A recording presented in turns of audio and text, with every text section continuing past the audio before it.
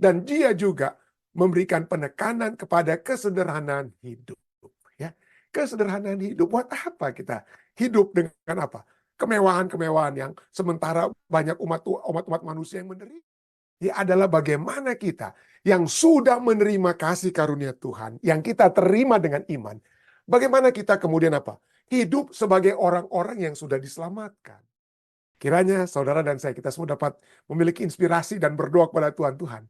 Berikanlah kepada saya kekuatan untuk memiliki iman yang lebih bertumbuh, lebih kuat. Untuk bukan hanya melihat kepentingan diri saya, tapi juga melihat kepentingan orang-orang yang membutuhkan. Kita lihat sedikit, siapa ini John Wesley? Ya, dan pelajaran apa dari kehidupannya, kehidupan John Wesley, yaitu perbuatan baik, oleh sebab kita sudah diselamatkan, oleh sebab surga yang sudah ada dalam hati kita, apa yang dapat terjadi? John Wesley yang lahir tahun 1703 dan meninggal tahun 1791, ya. 1780 berapa tahun ini dia hidupnya ini ya. Jadi 87 tahun ya kalau tidak salah ini ya. Jadi dia adalah seorang penginjil Anglikan, gereja Anglikan, gereja di Inggris ya. Dia seorang teolog juga dan salah seorang pendiri gereja yang sekarang dikenal dengan gereja Metodis, United Methodist dan lain sebagainya, atau pendiri Metodisme ya, pendiri Metodisme. Atau nama lainnya mereka adalah Wesleyan karena dari kata Wesley, John Wesley dan juga Charles Wesley ya. Nah, saat dia bersekolah di Oxford University di Inggris bersama saudaranya yang bernama Charles Wesley, juga penulis lagu seperti John Wesley. Banyak lagu Sion kita, lagu-lagu Kristen itu ditulis oleh John Wesley dan juga apa ya, Charles Wesley ini. Dan juga sahabat mereka yang bernama George Whitefield, atau George Whitefield, ya, mereka membentuk satu kelompok persekutuan dalam berdoa dan mempelajari kitab suci. Mereka melihat bahwa, aduh, kenapa? Walaupun sudah ada reformasi, ya, sudah dimulaikan oleh reformasi secara dulu dimulaikan oleh Martin Luther, tapi kok kehidupan umat-umat Tuhan di Inggris tidak berubah. Mabuk-mabukanlah mereka, tidak memperdulikan agama. Banyak teologi yang sedang yang berkembang saat itu adalah deisme. Deisme mengajarkan bahwa Tuhan itu menciptakan alam semesta, ya, seperti Tuhan itu adalah pembuat jam dinding atau jam tangan. Setelah dia buat, lalu dia gerakkan jam itu, lalu jam itu akan berjalan dengan sendirinya. Jadi Tuhan itu, menurut teolog deisme di zaman John Wesley, Tuhan itu ada. Lalu kemudian Tuhan ciptakan bumi, ciptakan dunia, ciptakan manusia. Lalu dia biarkan. Dia tidak ada apa. Dia tidak peduli lagi. Ya, itulah teologi deisme yang mencoba untuk apa ya. Yang kemudian kita lihat ya dianut juga dari segitulah. Jadi teori-teori yang teori-teori evolusi modern itu ambil tuh dari deisme ya. Orang-orang yang percaya Tuhan tapi pada saat yang bersamaan percaya teori evolusi katakan, oh, Tuhanlah yang menciptakan dunia ini, Big Bang itu Tuhan berikan, lalu ada sel pertama itu Tuhan ciptakan, tapi kemudian apa? Berkembang sendiri dengan teori evolusi dan lain sebagainya. Jadi itulah penjabaran oleh sebab adanya teologi ya deisme tersebut. Dan John Wesley dan saudaranya Charles Wesley dan George Whitefield katakan, kalau Tuhan biarkan kita, masa Tuhan biarkan ini umat-umat manusia di Inggris ini maunya semau gue aja mereka ya. Karena tidak ada lagi Tuhan yang melihat mereka, menuntun kehidupan mereka. Jadi mereka mempelajari firman Tuhan supaya melihat tuntunan Tuhan yang dapat terjadi dalam kehidupan mereka. Jadi lihat mereka belajar firman Tuhan. Dan dalam mempelajari firman Tuhan tersebutlah, mereka membentuk kelompok dan kemudian kelompok mereka itu belum ada nama. Tapi mereka diejek oleh teman-teman mereka dari Oxford University. Itu kelompoknya The Holy Club katanya. Kelompok suci itu mereka itu John Wesley, Charles Wesley dan Whitefield itu ya. Dan juga mereka itu diejek sebagai kelompok fanatik Alkitab atau metodis. Mereka itu orang-orang metodis belajar Alkitab secara menurut metodologi, secara apa? Secara teratur, metodis, ya, methodological ya, begitu ya. Karena apa? Metode disiplin rohani yang mereka ikuti. Nah, tentu saja kata metodis ini pada akhirnya menjadi nama yang digunakan untuk menyebut semua ya kelompok atau gereja pada akhirnya gereja mereka ya yang mengikuti metode yang berdisiplin, metodologi. Metode yang berdisiplin dalam mempelajari Alkitab. Bagaimana caranya kita belajar Alkitab? Temanya apa? Ayat-ayatnya apa dan lain sebagainya. Yang berdisiplin dalam mempelajari Alkitab dan menghidupkan kehidupan kerohanian. Ya, menghidupkan kehidupan kerohanian. Jadi secara apa? Secara metodologi. Jadi apa yang Tuhan katakan? Tuhan katakan ini. Kehidupan kerohanian apa dari yang firman Tuhan katakan? Berdoa dan bekerja. Bagaimana caranya kita berdoa? Berdoa dan berpuasa, berdoa dan bekerja. Jadi semuanya diatur, disusun baik-baik. Ya, disusun baik-baik ajaran tersebut sehingga jadilah metodis ini ya. Tetapi seperti yang saya katakan tadi bahwa kontribusi John Wesley itu lebih bersifat praktis daripada teologis ya. Lebih bersifat praktikal daripada theological, ya. Dia berkhotbah ya. Misalnya, apa yang secara praktis? Dia itulah yang pertama-tama berkhotbah bukan lagi di gereja. Dialah yang pencetus orang berkhotbah ke KKR seperti KKR di Indonesia itu dibuat di mana seringkali? Dibuat di tenda-tenda di lapangan ya, taruh tenda supaya nggak hujan ya. Dialah yang mulai itu di jalan-jalan, dialah yang mulaikan itu. John Wesley dia punya revival itu adalah firman Tuhan itu jangan hanya di gereja, di luar gereja. Jadi dia berkhotbah kepada orang-orang biasa di tempat terbuka di lapangan, tenda, dan bukannya dalam gereja saja. Kenapa? Baginya Injil itu diperuntukkan bagi orang-orang biasa dalam bahasa mereka sendiri. Nah, kita perlu ingat bahwa pada tahun 1700-an banyak orang yang tidak berpendidikan dan hanya sedikit yang bisa membaca. Hanya sedikit yang bisa membaca. Apalagi membeli Alkitab yang mahal. Itulah sebabnya pada saat dia berdiri di lapangan, berdiri di tenda-tenda, dia baca Alkitab itu.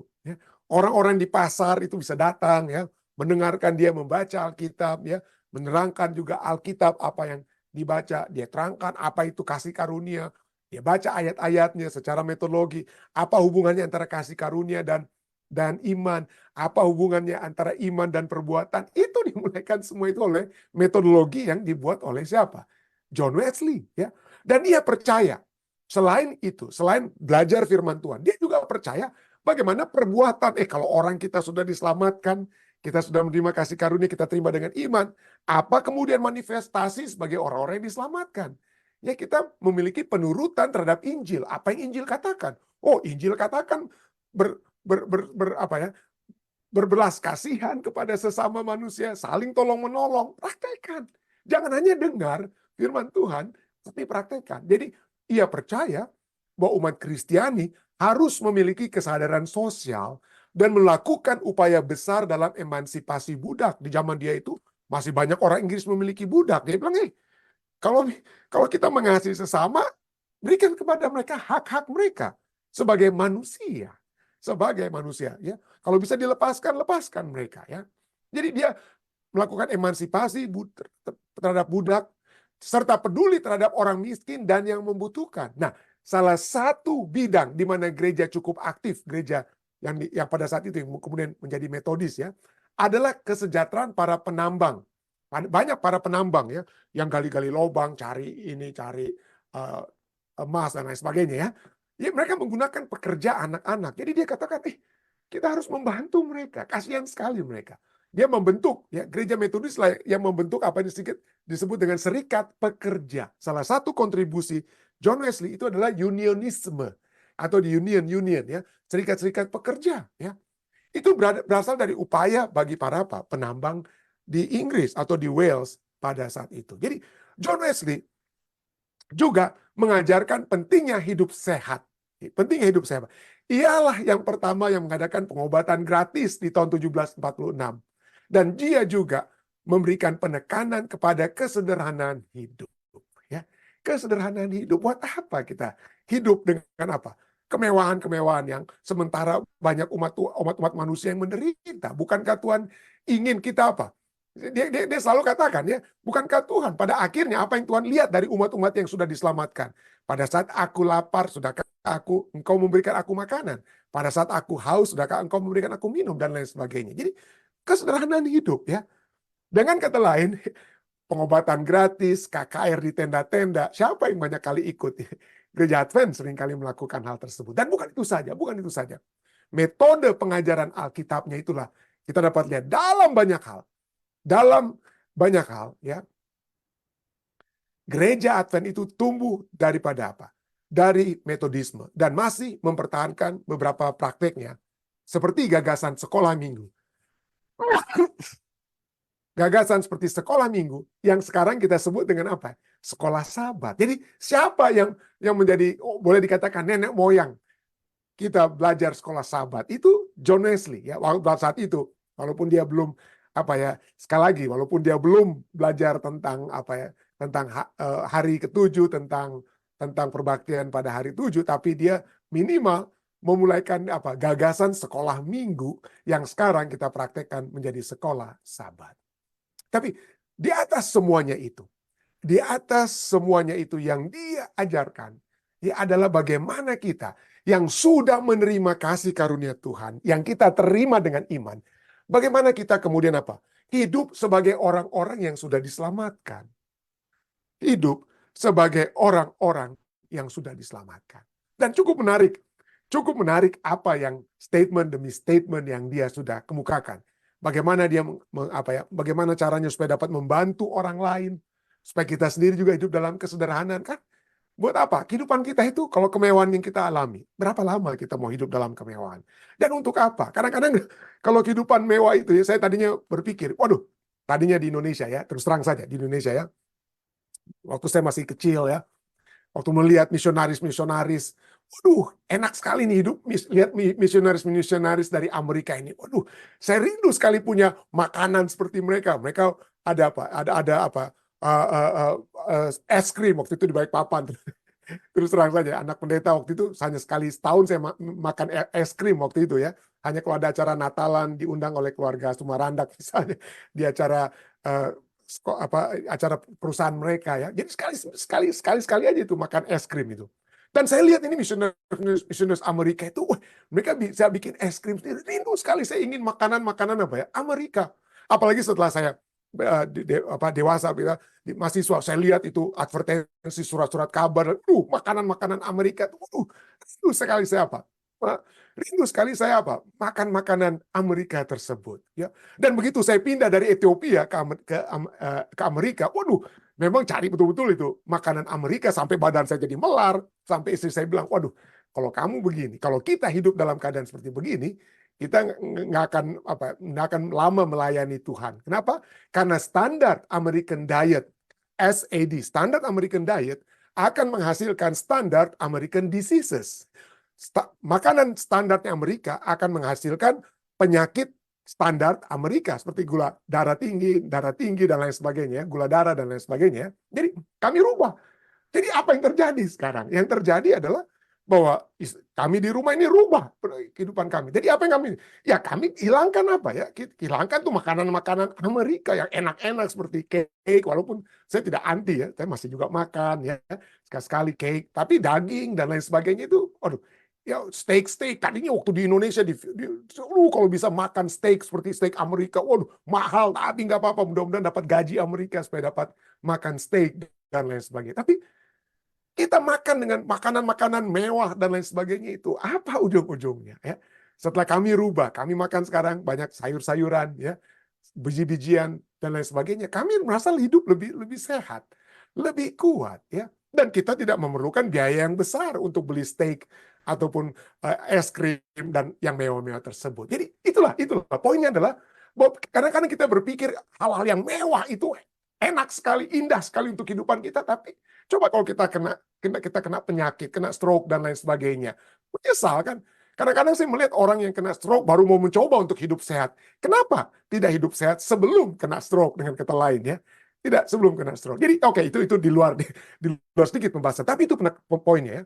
Kenapa kita harus melihat apa yang dapat kita miliki dalam dunia ini semewah-mewahnya dengan segala kemewahannya. Berapa banyak makanan yang bisa kita makan. Berapa hebat mobil mewah yang kita bisa miliki. Setelah berapa tahun kita juga udah nggak perhatikan itu mobil-mobil mewah tersebut. Jadi dia menekankan kesederhanaan itu hidup ya. Dia menekankan poin di mana kita dapat selalu memikirkan surga. Dan ini salah satu kutipan daripada John Wesley. Ini kutipan John Wesley ya, kita akan lihat ini. Menarik sekali. Dia katakan ya, bukan berapa banyak uang saya yang akan saya berikan kepada Tuhan, tetapi berapa banyak uang Tuhan yang akan saya simpan untuk diri saya sendiri. Dalam kehidupan kita, mari kita selalu memikirkan ini, prinsip sebagai penata layanan Tuhan ya, dengan kata lainnya, bukan berapa banyak uang saya ini yang saya akan berikan kepada Tuhan, tapi semua kita, menurut John Wesley, kita harus sadar bahwa uang yang kita miliki itu bukan milik kita. itu adalah milik Tuhan, dan seberapa banyak yang sekarang kita harus simpan untuk diri kita sendiri. Nah, dari sini, perbuatan baiknya itu kita bisa lihat dari apa yang dia lakukan dengan uangnya. Apa yang John Wesley lakukan dengan uangnya. Cukup menarik ini, pelajaran yang dapat kita pelajari dari kehidupan John Wesley. Ya, dia terima gaji pada saat dia mulai memikirkan tentang bagaimana dia akan membantu orang-orang yang miskin, orang-orang yang membutuhkan, ya, orang-orang yang memerlukan Injil. Bagaimana uang Tuhan yang ada padanya itu adalah hanya untuk keperluan Injil. Ya, dia mulai mendapatkan gaji itu tahun 1731. Ya, pada tahun 1731 penghasilannya itu cuma 30 pound, bukan dolar ya, karena di Inggris 30 pound. Dan dia melihat bahwa untuk 1 bulan, ya itu 30 pound per bulan, ya waktu itu sudah cukup ya, karena tahun 1731. Pengeluaran dia itu cukup untuk dia punya makan, untuk dia punya transportasi, semua untuk budget kehidupan rumah tangganya cukup 28. Nah, kalau Tuhan sudah cukupkan bagi saya untuk 28, berarti ada 2 pound dapat saya apa? Berikan persembahan untuk ataupun dapat berikan bantuan untuk orang-orang miskin. Ya, dia coba itu. Dia bukan berarti dia tidak makan apa-apa. Bukan berarti dia kekeringan sendiri dan lain sebagainya. Tidak ya. Dia tetap memenuhi budget kebutuhan keluarganya 28 tahun. Tapi persembahannya apa? Dia berikan kepada Tuhan. Di tahun berikutnya, di tahun 1732, penghasilannya itu bertambah 2 kali lipat. Nah, kalau kita 2 kali lipat penghasilan, waduh, beli 2 kali lipat juga apa? Pengeluaran kita. Ya, kita belilah makanan yang lebih mewah, belilah tas-tas, sepatu, barang, mobil yang lebih mewah. Ya, kita lipat gandakan juga pengeluaran kita. Tapi John Wesley tidak. Tahun kedua, penghasilannya 60, pengeluarannya tetap 28, dan persembahannya dia tingkatkan. Pemberiannya untuk orang-orang miskin dia tingkatkan menjadi 32. Menjadi 32. Dan tahun berikutnya, Tuhan berkati dia. Oleh sebab kesetiaannya itu, dia tantang Tuhan ini ya. Tuhan, saya ingin membantu orang-orang yang perlu untuk mengabarkan Injil dan lain sebagainya. Jadi tahun ketiga Tuhan lipat gandakan penghasilannya. Mungkin Tuhan mau uji John Wesley nih ya. Mau diuji nih John Wesley. Tapi dia tetap pertahankan pengeluarannya.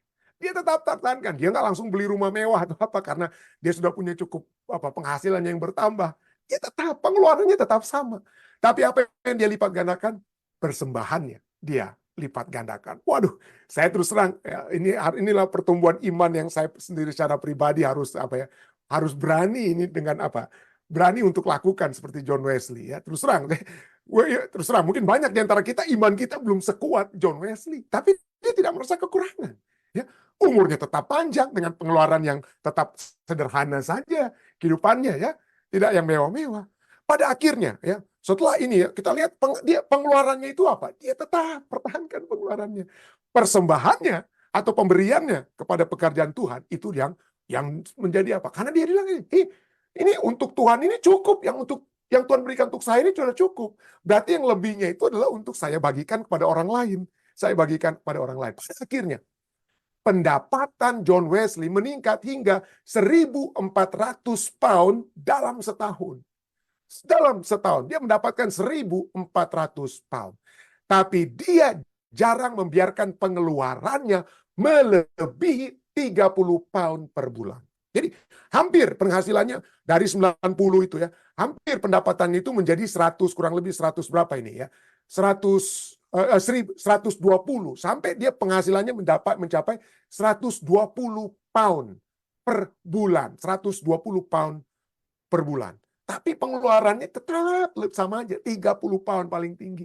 Jadi sepertiga aja dia pegang, 2/3 dia berikan. Nah, dia mengatakan bahwa dalam hidupnya dia jarang memiliki lebih dari 100 pound. Jadi tidak pernah dia ada 100 pound itu dalam hidupnya. Nah, pada suatu saat ada komisaris pajak di Inggris yang mengaudit Wesley di tahun 1776, dan komisaris pajak ini bersikeras bahwa untuk seseorang dengan penghasilan seperti dia yang kurang lebih per tahun 1.400 pound, maka dia harus memiliki banyak piring perak sebagai simpanan untuk supaya dia tidak membayar pajak cukai.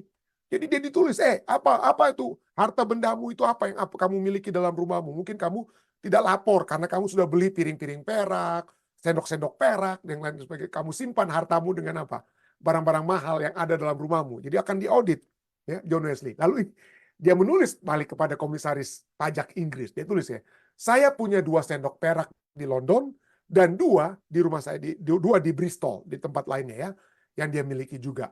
Hanya ini piring yang saya miliki saat ini. Piring perak yang saya miliki hanya ini.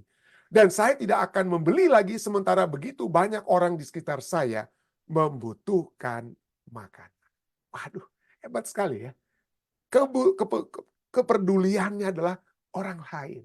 Kalau saya sudah cukup, kalau Tuhan mencukupkan apa keperluan saya, dipenuhi oleh Tuhan keperluan saya, itu sudah cukup bagi saya. Ketika dia meninggal tahun 1791 pada usia 87 tahun, satu-satunya uang yang disebutkan dalam surat wasiatnya, dia tulis surat, semua orang Inggris mungkin perlu buat surat wasiat ya. Di mana dia katakan, uang-uang saya itu bukan ada di bank. Uang-uang saya itu biasanya kalau kita buat surat wasiat gitu ya. Saya punya uang di bank, saya punya uang di Indonesia, saya punya tanah di Indonesia. Itu surat wasiat kita ya. Tapi dia katakan apa? Satu-satunya uang yang disebutkan dalam surat wasiatnya hanyalah koin-koin yang ada di saku dan lemarinya. Hanya itu.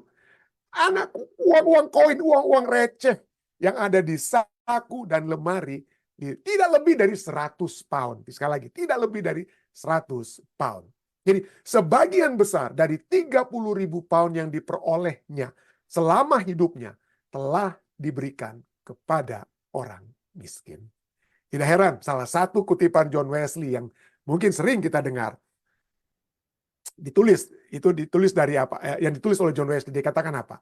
Do all the good you can. Lakukan semua kebaikan yang Anda bisa. Dengan segala cara yang Anda bisa. Dengan semua cara yang Anda bisa ya. In all the place, dengan semua cara yang Anda bisa. Di semua tempat yang Anda bisa. Kapanpun Anda bisa. Kepada semua orang yang Anda bisa.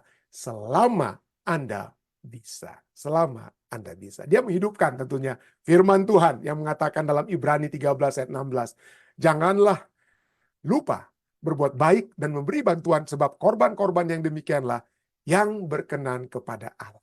Yang berkenan kepada Allah. Kita, pelajaran kita, perbuatan dan iman tadi malam, katakan setelah kita diselamatkan, yang bukan hasil usaha kita, kasih karunia Tuhan, yang kita terima dengan iman, kita kemudian diciptakan dalam Kristus Yesus untuk melakukan pekerjaan baik.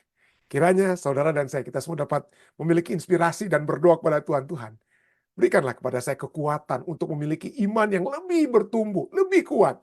Untuk bukan hanya melihat kepentingan diri saya, tapi juga melihat kepentingan orang-orang yang membutuhkan. Kiranya ini dapat menjadi inspirasi bagi kita semua kehidupan John Wesley ini ya. Saya bawa ini dalam nama Yesus.